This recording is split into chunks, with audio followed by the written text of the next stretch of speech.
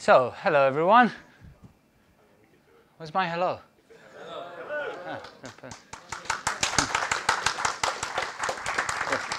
I said hello, not clap. The new version of Kotlin available.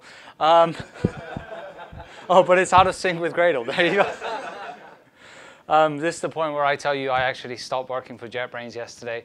So everything that you said is completely just gone. Void. I'm kidding. Okay, so right. Okay, so welcome. Thank you for the talk, Mike. I took a lot of pictures of the problems, none of the compliments, and I'll do my level best, as they say, to I don't know what I'm going to do. Anyway, they're nice pictures. My wife shares my photo album. She's going to start seeing all of these pictures like, what the hell is he doing? So yeah. Anyway, welcome to this talk. I'm going to show you a little bit about asynchronous programming a la Kotlin, which is with coroutines. It is quite an introductory talk, so it's kind of give you a sense of what we do with coroutines, what you can do, what we have, what we don't have, etc. How many of you here are not Android developers?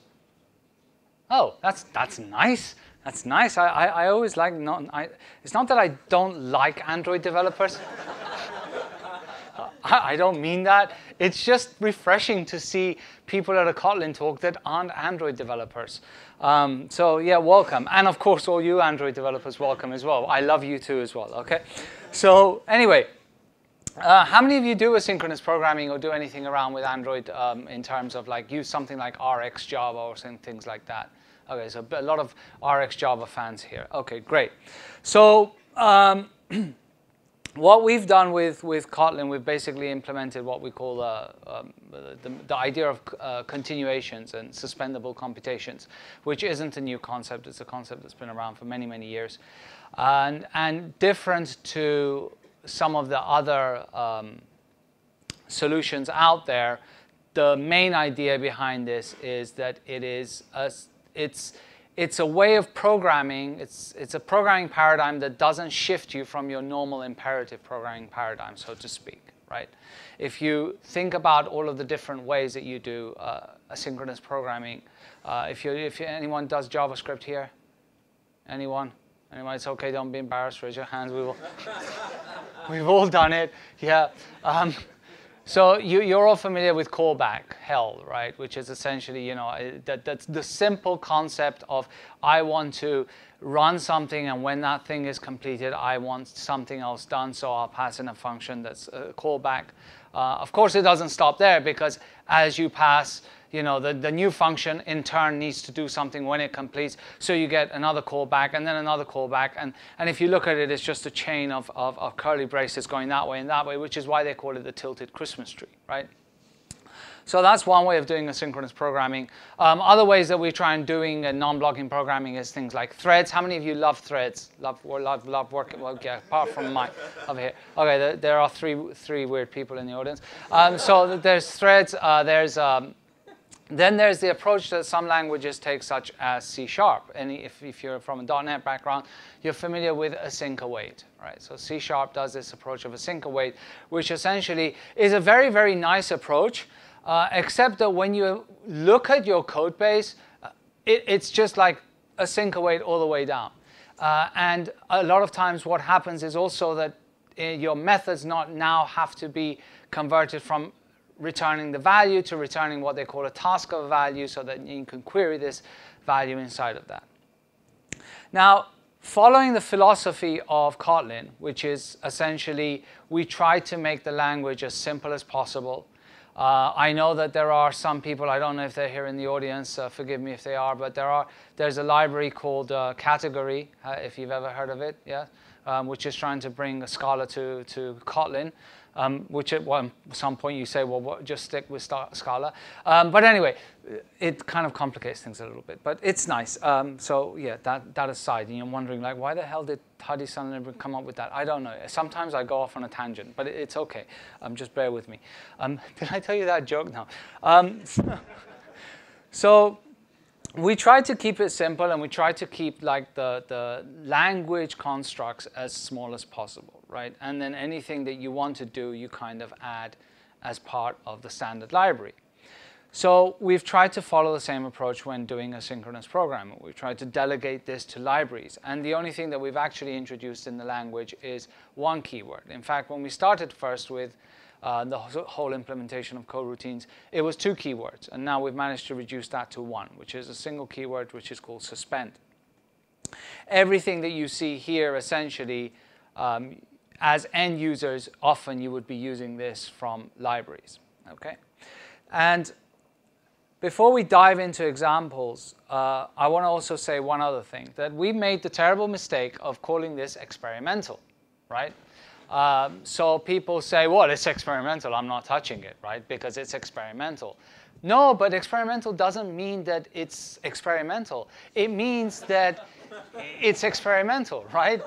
We were having this discussion with Roman, the guy behind. Roman, by the way, Roman Elizarov, look him up, he's amazing. He's not only written the code, he writes the documentation, he writes the demos, he writes the libraries, he makes all of us look bad.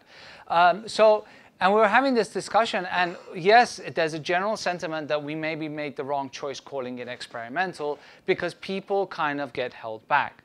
Now, let me make a very clear disclaimer. It is here to stay. What you have will work. We will also basically, make sure that if we change anything, like we did with all of the M releases with Kotlin, we will provide you intentions and ways for you to upgrade without breaking your code. So given all that, please use the coroutines. We're using it in production. We've got a library. We've got a framework now for web development, which is called Ktor, which soon will be released as well, that's using in production. I am aware that Vertex is starting to use the coroutines in production, and I'll stop stepping there. I'm also aware that Spring, with the Reactor project, is starting to use the coroutines. So imagine that experimental doesn't exist, okay? So you can start to use these things. So let's dive into a little bit of code and show you what this is about. Now, this is very, very simple code. You can all understand this, right? And essentially, it's a long-running process that does thread sleep. And then it prints in process at some point, and then it ends, right? Very imperative model of programming, the top down, you know exactly what's going on, okay? So what we do with coroutines is,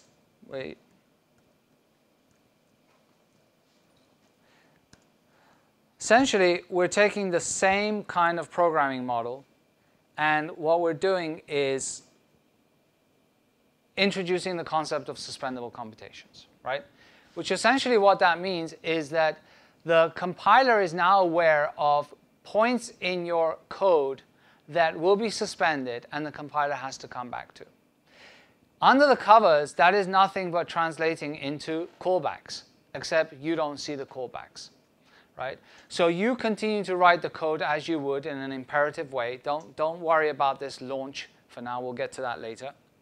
Or this suspend. And don't ignore that it says, oh, look, this feature is experimental. We'll actually fix that. Enable support.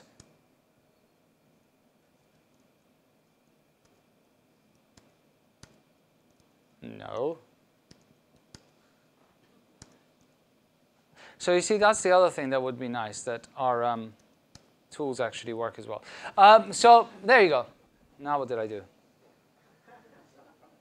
Oh, God. Now it's not going to run. No, it'll build. Never mind. OK. Right. So great for that. So essentially what it's doing is it's saying that I'm following the same programming model, right? Ignoring these two things over here, right? What exactly has it done? Changed it to error. Oh, go away.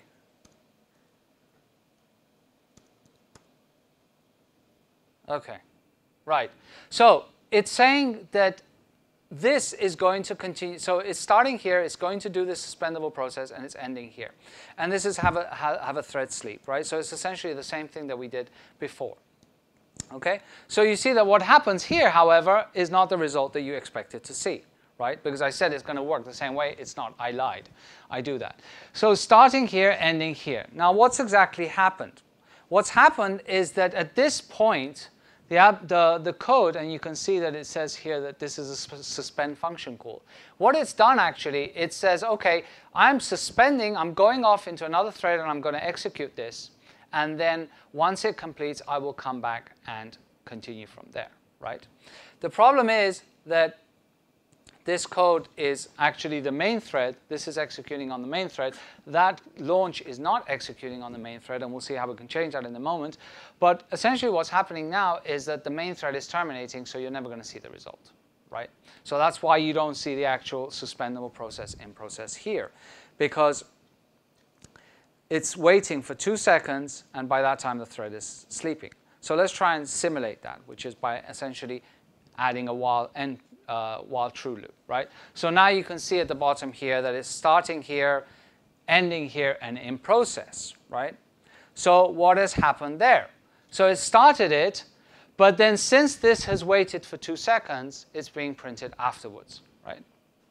Okay? And then the end process is happening there because it's launching it into another thread.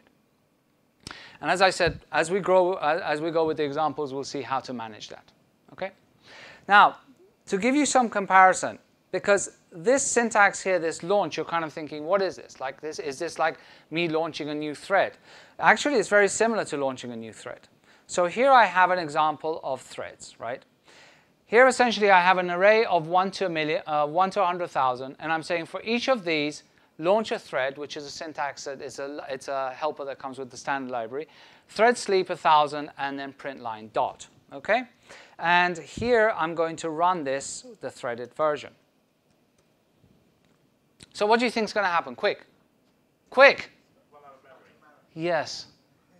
Right. Unable to create new thread out of memory. So it printed a whole bunch of things over here, but it didn't complete because it ran out of memory. It couldn't create new threads, right? Because threads are resource intensive. So what is this doing? Let's try and do it with coroutines. Now, you all know I'm going to I'm going to break the surprise for you and tell you that what's going to happen here?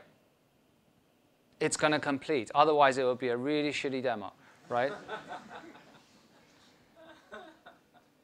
So it completes and it finishes, right? And it prints out 100,000. In fact, we could even take this up to 1 million, and it'll probably print as well. So how is this different? Well, the difference is that this is actually what you could kind of call like lightweight threads.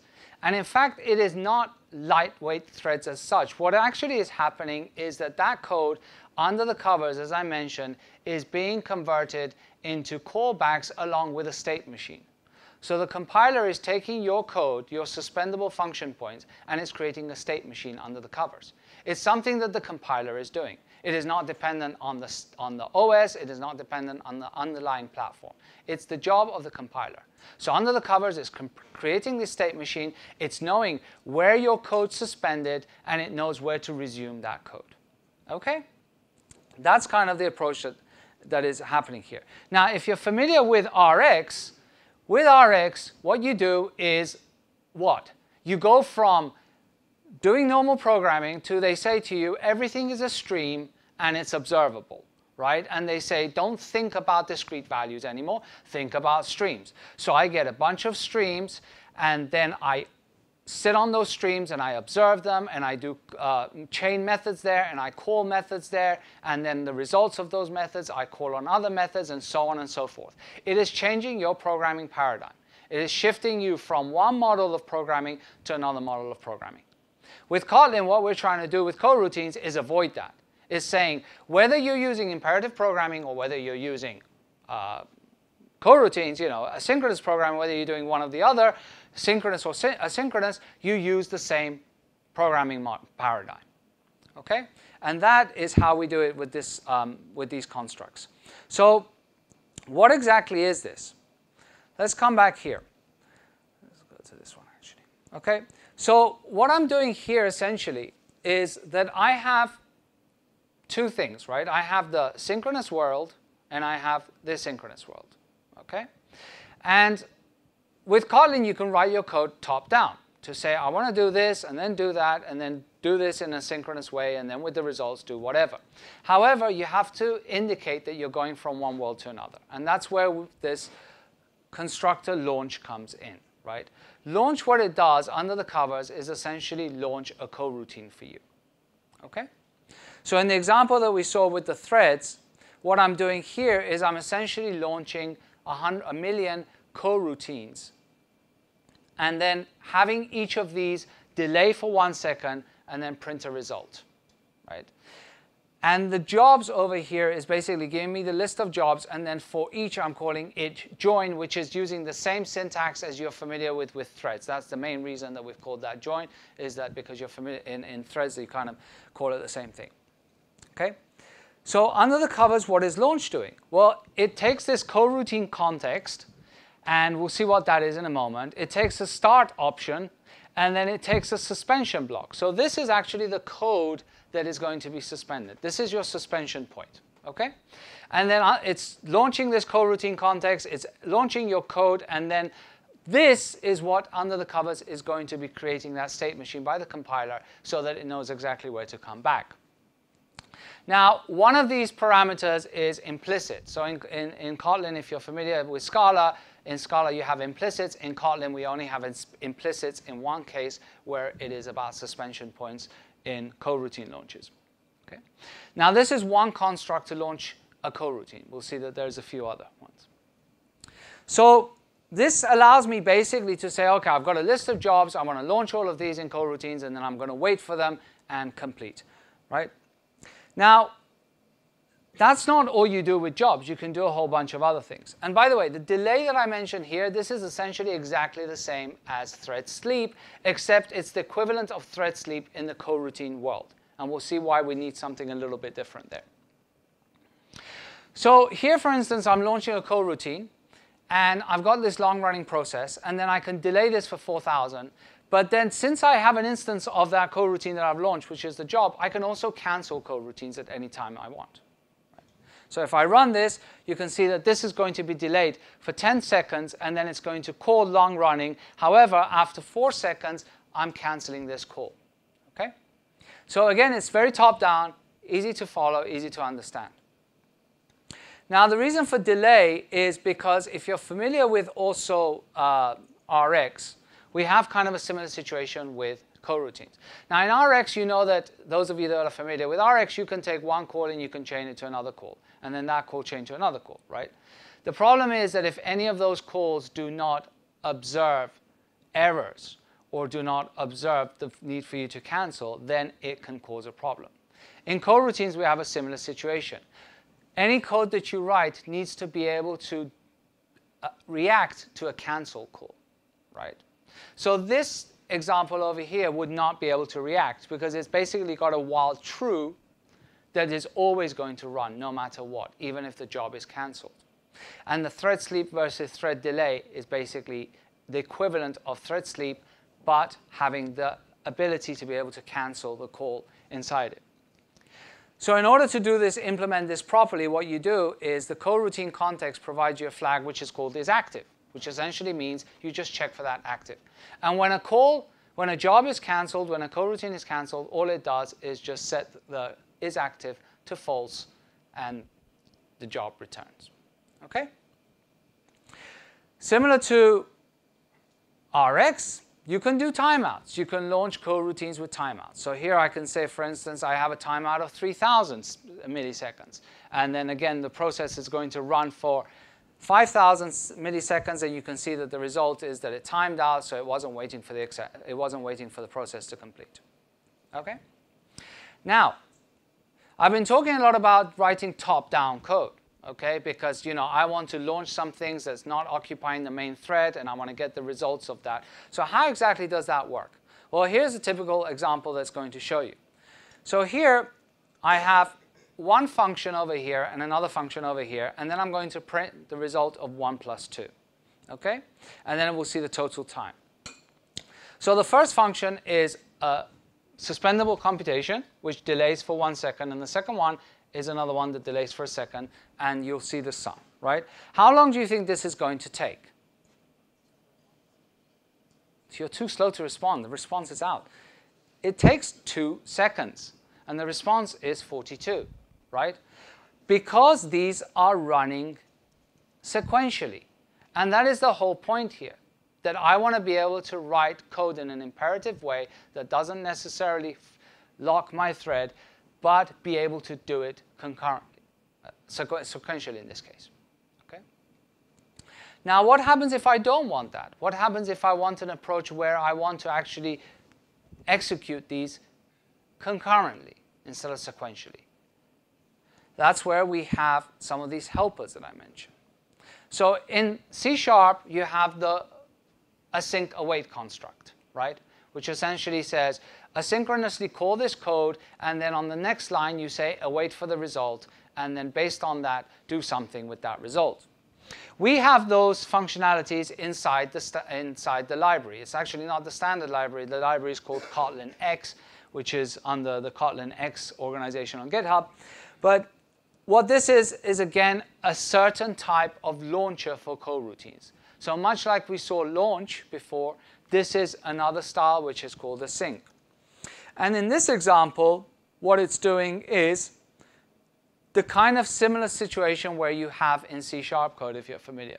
So I'm asynchronously calling function 1, calling function 2, and then I'm awaiting the results. Now, how long do you think this is going to take? 1 second. Yes, because these two are being launched concurrently. Okay? So there's a slight flavor of this, which, if you remember, I said one of the parameters in async is the coroutine start, which has different values as well. And one of these values is lazy, meaning that I can launch this coroutine in a lazy way. In the case of async await, what does that mean? It means that I will only invoke this coroutine when someone calls await, right? So in this case, these two calls aren't going to actually be made until the await is invoked. So, given that, how long do you think this code will take? 2 seconds, right? Because first it's going to call await, 1 second, and then it's going to call the other one. Now notice one other thing, which is nice. In C#, for instance, you have to use tasks, so that you return tasks, and then you have to use access the internal value of the task. Here I can just access the return value of the function. So that's one key thing. If you take a look at all of the functions that we're writing, so for instance function 1, the function declaration is exactly the same as if it were a normal synchronous call. There is no callback parameter, there is no async await decorated, there is nothing, there is no return task. It's exactly the same as if it were a synchronous call. The only difference is that we've added this suspend keyword in front of it, okay? Which basically means that it's a coroutine. Now in all the examples, whether it was async or launch, I've been also passing in this thing over here, which is the actual thread pool, the thread pool, so to speak. And these are called dispatchers in coroutine world, right? And it essentially means, where am I going to dispatch this coroutine? So again, comparing to Rx, which the majority are familiar with, this would be the equivalent of subscribe on and publish on, right? Which thread pool am I going to run on? So unconfined essentially means that don't worry about the thread pool. You can just basically run it on all different types of threads. You don't have to worry about it. Common pool is a common pool that is launched, that all of the coroutines can be launched on that. And of course, you can create your own kind of common pool. You basically create a new single-threaded context of custom thread, and that would become essentially your common pool. And then you can have the coroutine context, which means launch it in the same context under which this coroutine is embedded. Okay? That is good for affinity. That is good, for example, for certain areas of shared state. Here we go with those pop-ups again. You see, I never used to take notice of them until you kept... No, I can't unsee them now, right? Okay? So this is kind of like the standard stuff that you would consider that we provide in terms of coroutines, right? We provide the keyword, which is the suspend. We provide launch, which allows you to launch a coroutine. Then you have the ability to do an async approach to coroutines, so you can run it in concurrent ways. But then we add some other features as well in terms of library. All of this is always library. And one of these are channels. And channels is essentially the idea that I can allow coroutines to communicate with each other, right? And we build this up. Eventually, we're going to get to actors. Okay? So here I have, for instance, a channel of integers. And I say that I'm going to launch a loop where I'm going to send the integer with an operation. And then I have another loop which is going to essentially receive that information, right? And this allows me to basically do communication between these two, right? And then you could, you have the ability to close channels. So if the channel is closed, then it's not going to send the information, etc. But then you start to move into other things that we provide, such as producers and consumers, right? So this is essentially the idea that this is an infinite channel where I'm kind of going back to the idea of streams like I have in RX, right? I'm continuously producing things, and there are consumers that are continuously consuming things. So here I have a function that does basically produce squares, which returns a produce of int. It defines the dispatcher on which it's going to produce that, and then it's constantly basically sending this. And then here, I'm essentially consuming that, right? So as long as I send, I consume. In this case, it's only sending 5 values, right? And this idea we kind of extend even more with pipelines, right? So it's just building on top of each of these things to eventually get to what we call actors, right? And if you're familiar with the actor model, this is essentially the actor implementation that we offer under the Kotlin X library, right? So this is, right, you kind of got your own kind of message class, your own class that has its coroutines built in, that has state, and then they're basically the ability to communicate with each other, okay? Now, one thing I skipped is actually shared state. So what happens when you want to actually share state? So what you can essentially do is you can create bound coroutines. So as I said to you, like the first one option is unconfined. Then you have common pool. What you can create is your own single-threaded context and then confine your coroutines to that context. And then update any shared state that you would want through that context. Okay. Now, how many of you do Android here? Okay. Let me see if this works. I rarely launch Android Studio.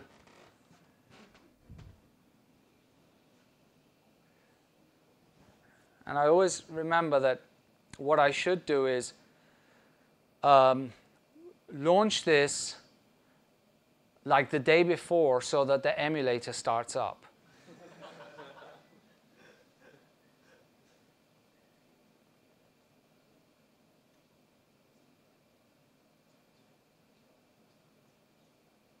Okay, so here essentially I have an app that what it's basically doing, it's calculating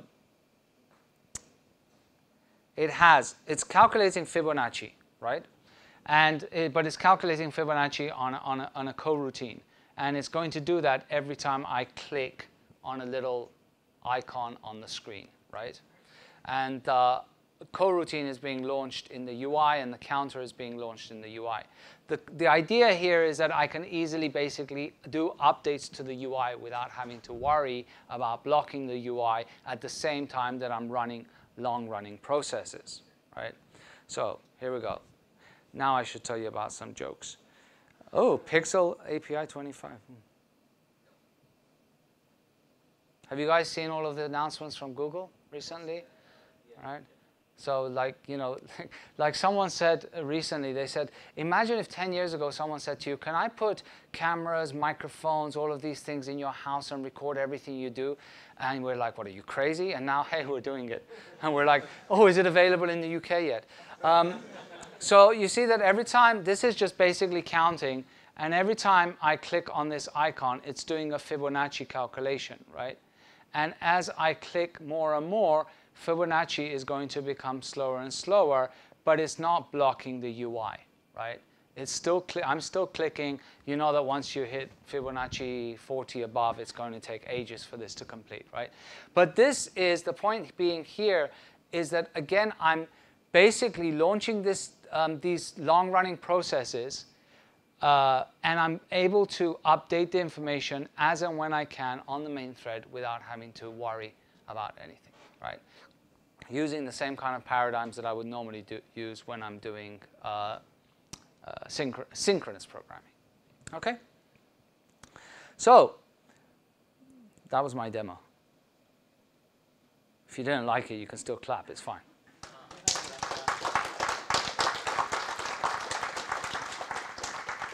Okay, so where does that mean? How many of you have actually played with the coroutines in Kotlin? Okay. So to get the coroutines, you go to github.com/KotlinX. And Kotlin, oh, you know what? You know what works better is coroutines. Coroutines. Coroutines. Coroutines.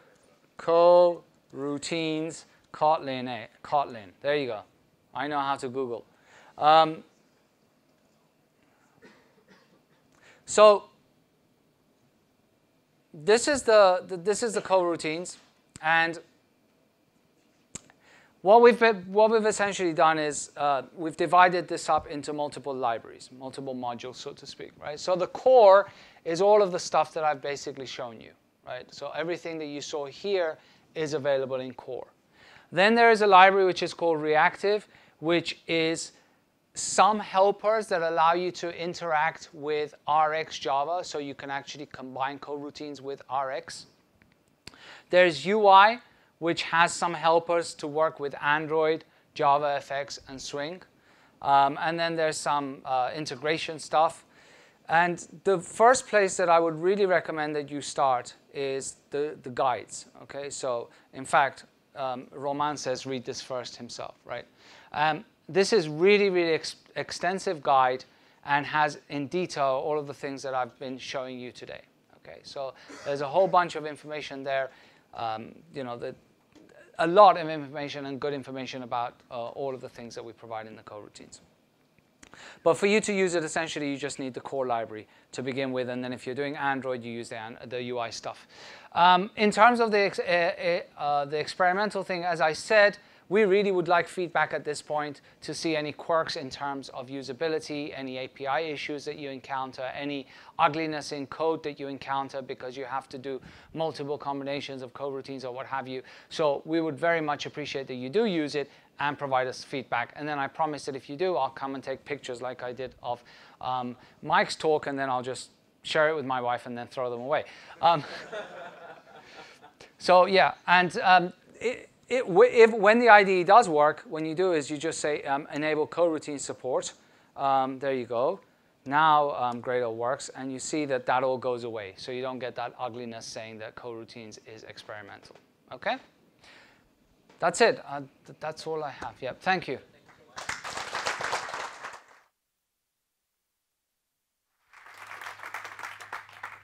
Any questions?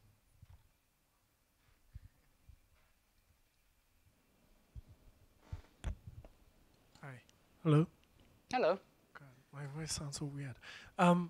It's a quick one, really, about priorities and execution. So if I was to launch several coroutines at once, is there some sort of priority on what gets executed first, or is there basically a contention at any point on? So there is no way right. Is my mic off? Is my mic off? No. There is no way right now to actually explicitly set any kind of priority there, right? So the only way that you could do that, essentially, you wouldn't be able to either with a no, not currently, no. Hi, have no previous experience with coroutines, but I'm a heavy completable futures user. How the programming model and paradigm of completable futures eventually relate to coroutines, And if eventually it's implemented under the hood, under the same semantics, I mean, it's like the same bytecode type of thing, or it's like a vanilla implementation, you're doing something different. Thank you. I'm not a heavy user of completable futures, so I wouldn't be able to respond on that specific point. I don't know how do you know how completable futures is implemented under the covers? It's not using... It's a head trip. You don't want to know. Okay, so you don't want to know. In turn with Kotlin, as I said, it's all compiler magic, essentially. It's just creating a state machine of your suspension points. Just basically keeping track of all of your suspendable computations and knowing when to come back to them, essentially. Is there anything particular we should know about exceptions, how they're handled? Kind of what happens if you've got two things running, one thing throws? In principle, the exceptions should be handled just like you would in a normal scenario. So that's one of the things that, in fact, the first design that we had around coroutines fell apart because of potentially exception handling. And I believe that there shouldn't be anything unique to it right now. Stack traces for nodes? It will support the stack traces, yeah. Are you talking to, to Oracle or adding continuations to the JVM? So are you guys talking to them to make sure it's sort of compatible and ends up playing nicely with Java continuations? Unfortunately, anything that involves Oracle also involves lawyers, so I'm not at liberty to comment on that.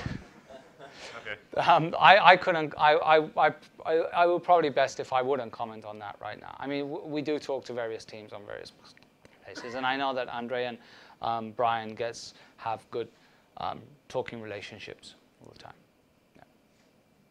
A fairly basic one, and I'm sure it's probably on a roadmap. What's next? What's next? Kotlin Conf. Well, for coroutines specifically. Oh, right now we're at the stage that we basically want feedback. So there isn't any big thing planned around coroutines, right? We've done what we need to from the API perspective, from the library perspective, and we just are now sitting back and listening to feedback and fixing quirks, fixing issues, fixing usability problems.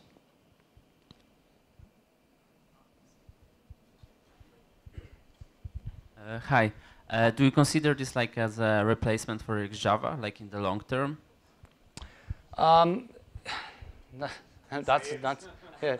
That's a funny question. Like in terms of concept, like because I can write application that's reactive, right? Okay, I'll tell you my opinion. Okay. Yeah. Okay. My opinion is that you can go on YouTube and you can find talks of me doing talks on RX, right? And when I was doing RX, one of the things that I liked about RX was that given, RX has been around for many, many years, right? It started from reactive extensions from C#.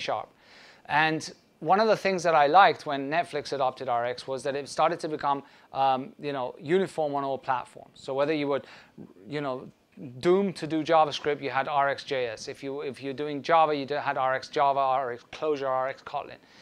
And it will allow you to follow the same programming paradigm across multiple platforms. And that was one of the selling points that I would say, right?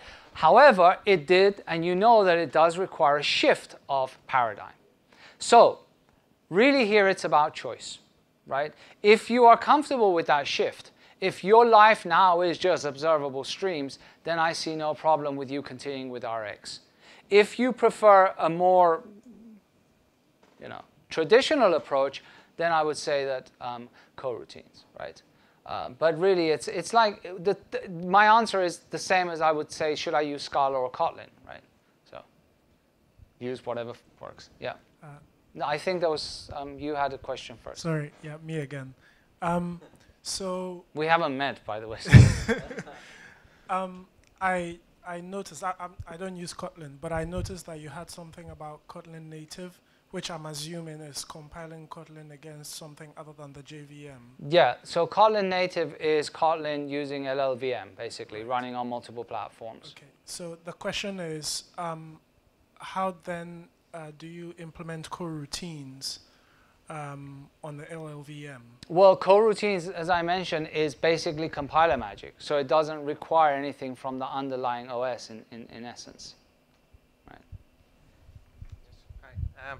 About cancellation tokens, you showed earlier that there is a way to cancel a job.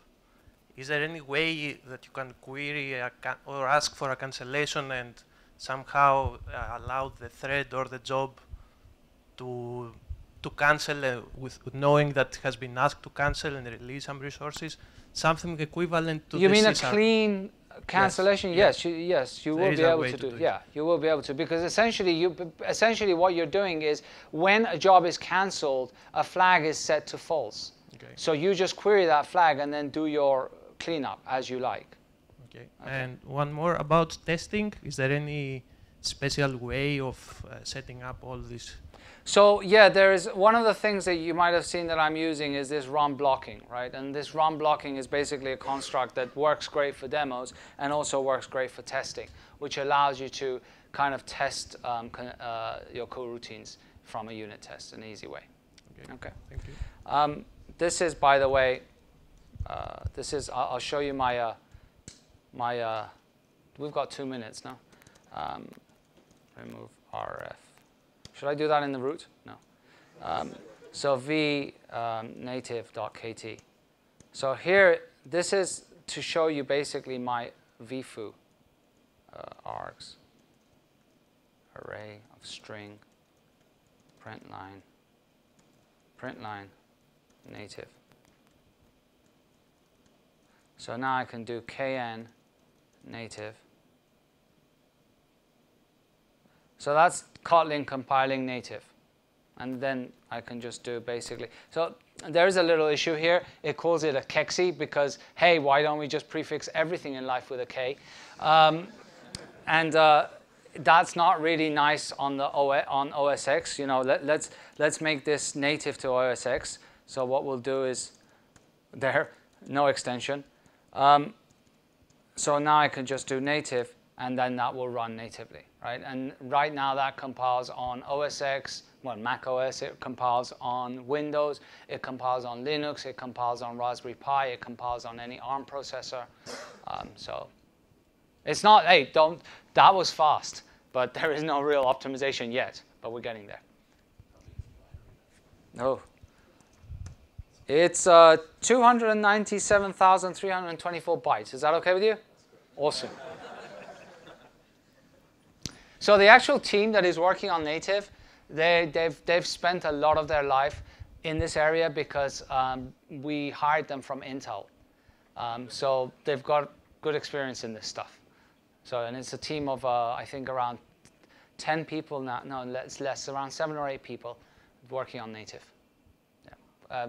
Kotlin team now is, I think, officially now has just become the largest team at JetBrains. Just beat IntelliJ. IntelliJ was about 45. Kotlin now is 47 people. So, yes? No question? Yeah. Do you think cross-platform is going to be solved for real this time? No, do I think cross-platform is going to be solved for real this time? You ask me as if I knew these things, I would be rich. I wouldn't be standing here, right? So, look, 5 years ago, I was talking about Kotlin, and you know, people looked at me as a joke.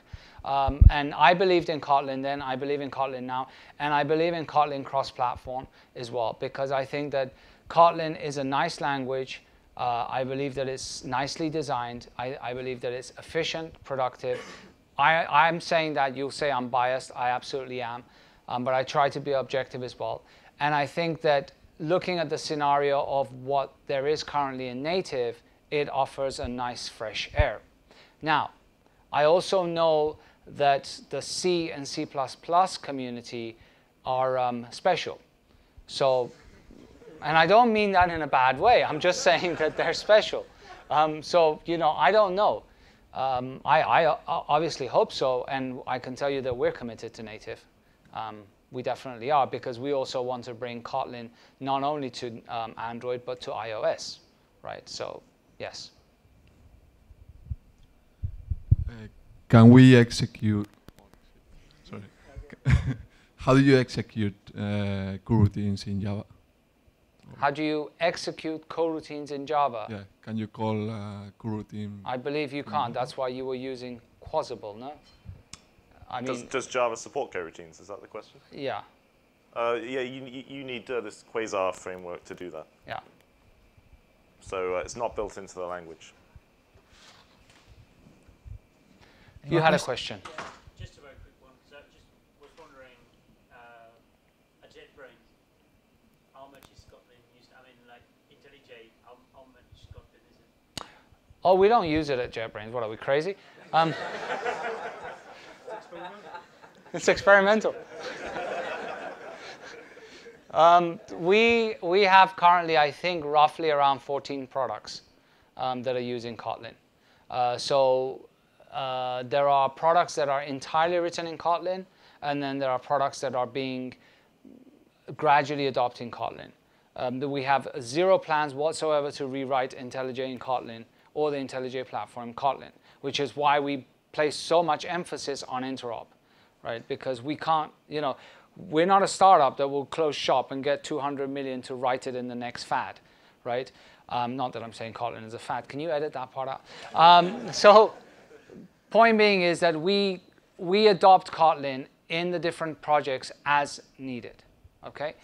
For instance, on an IntelliJ platform, people write new functionality in Kotlin. They can write, when they clean up code, they can change it to Kotlin. In fact, if you've heard Tor Norby from Google, the story of how he encountered Kotlin, because we collaborate with Google on the platform, right? Because Android Studio is based on the IntelliJ platform, and he said one day he did a diff and he saw an entire Java file missing and replaced with a single line, and he's like, "What is this?" So he had to learn Kotlin, right? So as we refactor is when we add Kotlin, but like Jet Profile, essentially, which is your JetBrains account, right? The e-commerce shop, all of our internal accounting system, all of these are using Kotlin, okay? Some of our products entirely written in Kotlin. Rider, which is our C# IDE, that's entirely written in Kotlin. So it's built on the IntelliJ platform, but the front end, all of the functionality of the front end is written in Kotlin. All the protocol that communicates with the .NET side on the back end is written in Kotlin. So we're not going anywhere. Like, we really aren't, right? And in fact, I was having a discussion. This is a little bit off topic, so I'll shut up if you want. But I was, well, try and make me. So I was having this discussion with a friend of mine. I know Andres Almirai, right? And he asked me, how's the foundation and things that you guys announced with Google going? And we got to the point that, like, at the end of the day, what is important? What is this concern that people often have around the foundation? If at the end of the day there are companies that their bread and butter, which ours are, which is our tools, are in Kotlin, there's zero chance that we're going to abandon Kotlin, right? And we make money not from Kotlin, we make money from IntelliJ and from all of our tools, right? So for us, Kotlin is a tool that is core to our business right now, okay? Whether there's a foundation or no foundation is irrelevant. And when we do more with native, I'm sure that there might be a tool around native as well. I don't know. Any other questions? Well then, we're done. Thank you.